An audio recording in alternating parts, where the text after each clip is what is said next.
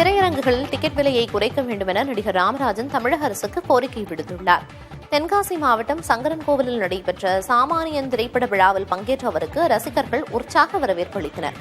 நடிகர் ராமராஜனோடு குழந்தைகள் செல்ஃபி எடுத்து மகிழ்ந்தனர்.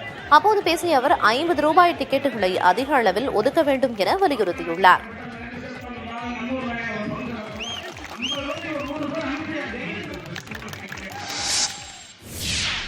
ஒரு டிக்கெட் ஒட்டுமொத்தம் 150-200 இல்லாமல் ஒரு 50 ரூபாய்க்கு ஒரு 3 கொடுத்துரு.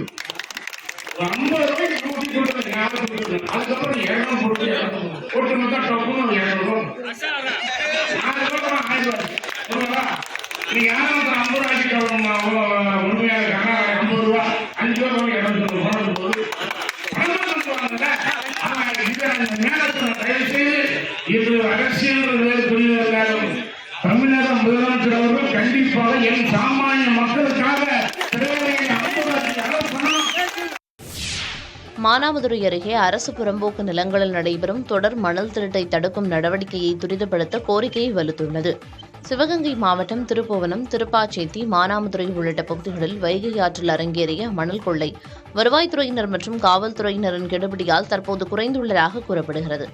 ஆனால் மானாமதுரை அருகே துத்திக்குளம், ராஜகம்பீரம், கால்பிரவு, கல்குறிச்சி போன்ற பகுதிகளில் உள்ள அரசு புறம்போக்கு நிலங்களில் மணல் கொள்ளை தொடர்வதாக புகார் எழுந்தது.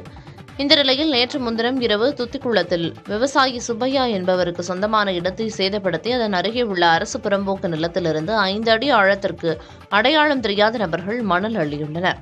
இதற்கு காரணமான நபர்கள் மீது கடுமையான நடவடிக்கை எடுக்க வேண்டும் என வலியுறுத்தப்பட்டுள்ளது.